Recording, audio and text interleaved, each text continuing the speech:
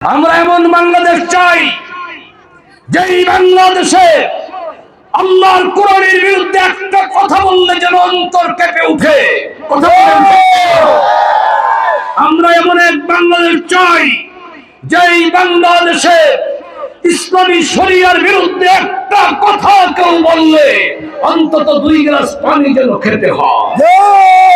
আমরা উলামায়ে কিরামদের এমন এক শক্তি চাই, উলামায়ে কিরামদের এমন এক ঐক্য চাই, নাস্তিক এবং মুরতাদ যারা কোনায় কোনায় কুশায় কুশায় বসে এদেশের আলেমদের চরিত্র হননের জন্য চেষ্টা করেছে, ওরা যেন আর কোনদিন মাথা জানা দিয়ে বাংলার জমিনে উলামায়ে কিরামদের বিরুদ্ধে আর কোন কথা বলতে না পারে, এমন এক বাংলাদেশ চাই।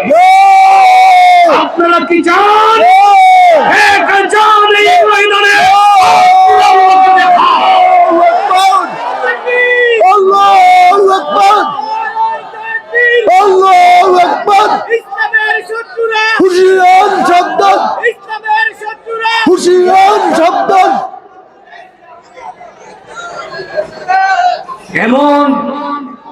এমন বাংলাদেশ চাই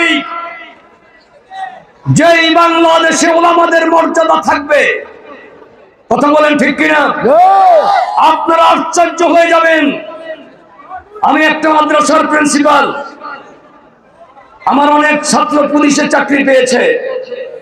ছেলেরা এসে আমাকে মাসালা জিজ্ঞাসা করে, হুজুর আমাকে শর্ত দেওয়া হয়েছে আমি পুলিশে চাকরি করলে আমার দাড়ি কেটে ফেলতে হবে, আমি কি করব, জায়েজ হবে কিনা? আমি বললাম তোমার চাকরি করার প্রয়োজন নেই।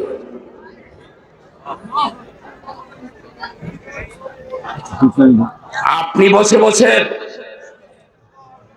ইসলামের ওয়াজ করবেন, সংসদ ছেড়ে দিবেন নাস্তিকদের হাতে, বিচার ব্যবস্থা ছেড়ে দিবেন নাস্তিকদের হাতে, আর বাংলাদেশের সমস্ত প্রশাসন ছেড়ে দিবেন নাস্তিকদের হাতে, আর আপনি মনে করবেন 300 বার তাসবিহ জপে পাক্কা মুসলমান হয়ে গেছেন। না, তা নয়। আমার যে ছেলেগুলোকে পুলিশে চাকরি পাওয়ার কারণে দাড়ি কেটে দিতে হলো, এর জবাব কে দেবে? এই আলেমদের দিতে হবে যারা ঐক্যবদ্ধ হতে পারে নাই। কথা বলেন ঠিক কিনা? আমার দেশে তো এই আইন হওয়ার কথা ছিল, দাড়ি না রাখলে তাকে পুলিশে চাকরি দেওয়া হবে না। কথা বলেন ঠিক কিনা? দাড়ি না রাখলে তাকে সেনাবাহিনীতে ঢুকানো হবে না। 5 ওয়াক্ত নামাজি না হলে তাকে ডাক্তারি সার্টিফিকেট দেওয়া হবে না। এই পৃথিবীতে এমন মুসলিম দেশও আছে যে একজন ডাক্তার হতে হলে তাকে কোরআনে হাফেজ হতে হবে।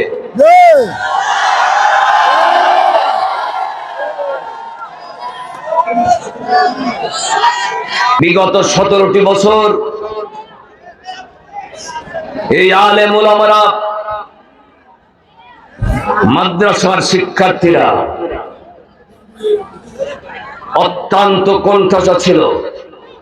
এখানে যদি কোনো মাদ্রাসা পড়ুয়া স্টুডেন্ট থেকে থাকো, চাকরি করছো, তোমরা বুঝবে ঢাকা ইউনিভার্সিটিতে একটা মাদ্রাসার ছেলেকে ভালো সাবজেক্ট দেওয়া হতো না। কথা ঠিক না বেটি? দেওয়া হতো না। মাদ্রাসার ছেলেদেরকে ঢাকা ইউনিভার্সিটিতে ভর্তি হওয়ার জন্য অনেকে বাধা দিত। মেয়েদেরকে টিচাররা বলতো, যদি বোরকাই পড়ো তাহলে ঢাকা ইউনিভার্সিটিতে কেন আসছো? বোরকা যদি পড়ো মাদ্রাসায় ভর্তি হও, ঢাকা ইউনিভার্সিটি তোমাদের না। আমরা চাই যে এই ঢাকা ইউনিভার্সিটি এই বাংলাদেশের মুসলমানদের টাকা দিয়ে প্রতিষ্ঠিত, যেটা প্রতিষ্ঠা করা হয়েছে, করেছেন একজন মুসলমান, যিনি এই মুসলমান ছেলে মেয়েদের উন্নত শিক্ষার জন্য ঢাকা ইউনিভার্সিটি তৈরি করেছেন। এই নাস্তিক আর মুরতাদ গুলাকে এদেশের টাকা দিয়া লালন পালন করার জন্য ঢাকা ইউনিভার্সিটি তৈরি হয় নাই। কথা বলেন ঠিক কিনা? তাদের 20 দাঁত মরে গেছে, আমরা ইনশাআল্লাহ আগামী সময়ে তাদের বীজ দাঁড়গুলা টেনে টেনে ভেঙে ফেলবো। বলতে বাধ্য হয় ঢাকা ইউনিভার্সিটিতে বোরকা ছাড়া কেউ আসতে পারবে না। প্রত্যেকটা মেয়ে বোরকা নিয়ে ঢাকা ইউনিভার্সিটিতে প্রবেশ করতে হবে। কথা বলেন ঠিক কিনা? আমরা বাকরুদ্ধ ছিলাম 17 বছর, আমাদের কণ্ঠকে চেপে ধরা হয়েছিল। এবার সময় এসেছে মুসলমান, একবার যদি ভুল করব স্পেনের মতো পরিণতি বাংলাদেশকে বহন করতে হবে। স্পেন মুসলিম সভ্যতার প্রাণ কেন্দ্র ছিল স্পেন। আজ থেকে শত বছর আগে, 200 বছর আগেও স্পেন মুসলমানদের একটি সোনালী যুগ ছিল। স্পেনের মুসলমানরা এমন এক সেকুলারিজমের খপ্পরে পড়ল, আলেম ওলামাদেরকে হত্যা করা হলো, আলেমদেরকে কারাগারে পুড়ে দেওয়া হলো এবং ওলামা ইকরামদেরকে কণ্ঠরোধ করে দেওয়া হলো, কথা বলতে দেওয়া হলো না। স্পেনে 98% মুসলমান ছিল তখন।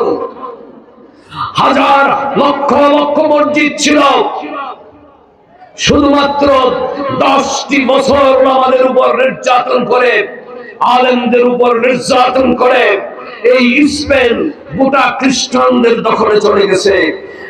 মাত্র 10 থেকে 15 বছরের ব্যবধানে 98% মুসলমানের স্পেন হয়ে গেছে মাত্র 14% মুসলমানের দেশ, অর্থাৎ 14% চলে আসছে। মুসলমানদের সংখ্যা তলানিতে জিরোতে চলে আসছে। আপনারা কি চান বাংলাদেশ তা হোক? চান? স্পেনের প্রত্যেকটা মসজিদে আজকে মূর্তি, আজকে মূর্তি। আমার বাংলাদেশ মূর্তি গ্রাস করে ফেলেছিল। আপনারা দেখেছেন 5ই আগস্টের পর বিশাল বিশাল দত্ত আকারের মূর্তি 1000 কোটি টাকা দিয়ে বানানো হয়েছে, টেনে ছিঁড়ে ফেলা হয়েছে। বলেন, মূর্তি কি মুসলমানের সভ্যতা? মূর্তি মুসলমানের সভ্যতা? যদি তাই না হয় তাইলে আমি একজন মুসলমান, সচ্চ মুসলমান, আমার দেওয়া ট্যাক্সের টাকা দিয়া এই দেশে যাদের সমর্থন নিয়ে এই মূর্তি তৈরি করা হয়েছে, এরা একজনও আল্লাহর আদালত থেকে নিষ্কৃতি পাবেন না। কথা বলেন ঠিক কিনা? অতএব আমরা এই দেশকে মূর্তির দেশ বানাতে চাই না, আমরা দেশকে কোরআনের দেশ বানাতে চাই। আমরা কোরআনের দেশ বানাতে চাই। কারো রক্ত চক্ষুকে আলেমরা আর ভয় পায় না, কারো রক্ত চক্ষুকে মুসলমানরা ভয় পায় না। কথা বলে ঠিক কিনা?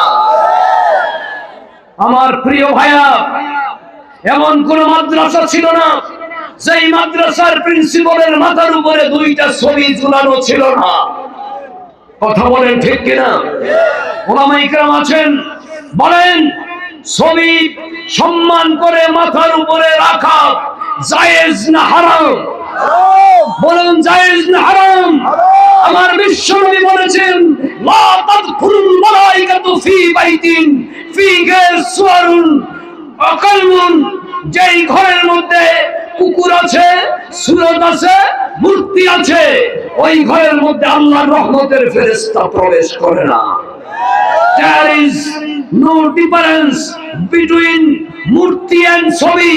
মূর্তি আর ছবির মধ্যে কোনো পার্থক্য নাই, আছে নাকি? আপনি যদি কারো ছবি সম্মান সহকারে মাথার উপরে রাখেন আর মূর্তি রাখেন, একই হুকুম।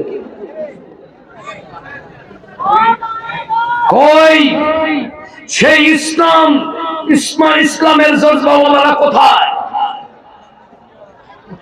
যারা সমর্থন দিয়া তাদেরকে পাঠিয়েছিলেন, আপনারা কেন প্রতিবাদ করে এই মূর্তি নামাতে পারেন নাই?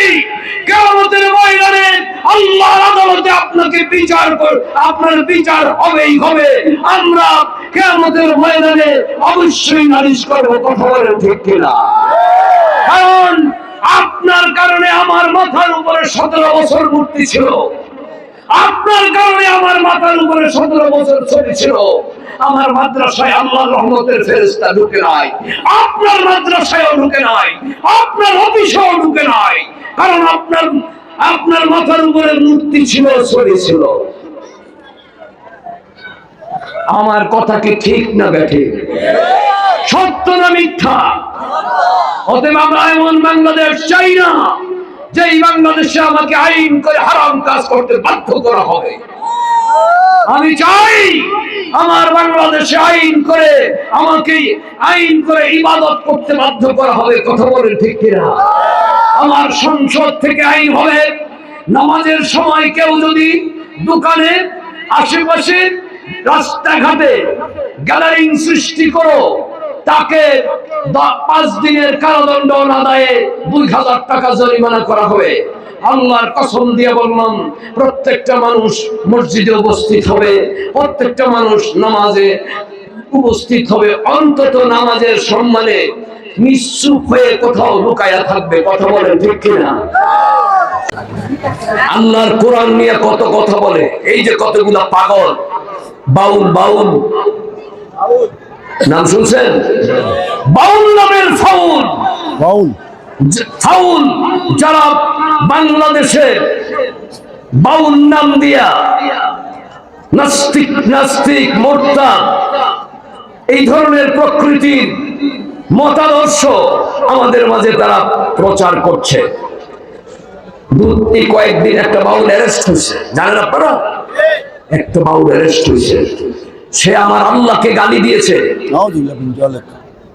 নাউজুবিল্লাহ, এই কথা আমি আমার জবান দিয়ে বলতে পারবো না। তার ভিডিও আমি দেখেছি। আমার এই দেশের একদল মুসলমান বাক স্বাধীনতার নাম দিয়ে এই বাউলকে ছুটানোর জন্য চেষ্টা করছে। যেই দেশে 92% মুসলমান বসবাস করছে, সেই দেশে আমার আল্লাহকে ধর্মের নামে গালি দেওয়া হবে, আমার আল্লাহর বিরুদ্ধে অসভ্য অশ্লীল কথা বলা হবে, এই 92% মুসলমান মেনে নেবে না। তাকে প্রকাশ্য ল্যাম্প পোস্টে রেখে ফাঁসি দিতে হবে। আর যেন কোনো বাউল কোনদিন বদনামি করে আমার আল্লাহ এবং রাসূলকে অপমান করতে না পারে। কথা বলেন ঠিক কিনা?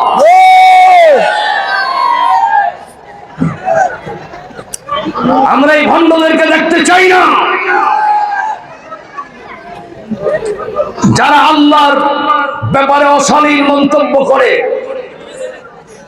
যারা কোরআনকে অশ্রদ্ধা করে। বাংলাদেশে এমন পীর ছিল, যেই পীর এখনো ভিডিও আছে, যেই পীর বলেছে 5 ওয়াক্ত নামাজ বলতে কোনো নামাজ নাই। আমি নাম সহ বলে দিব, কিন্তু আজকেও বাংলাদেশে তাকে গ্রেফতার করা হয় নাই।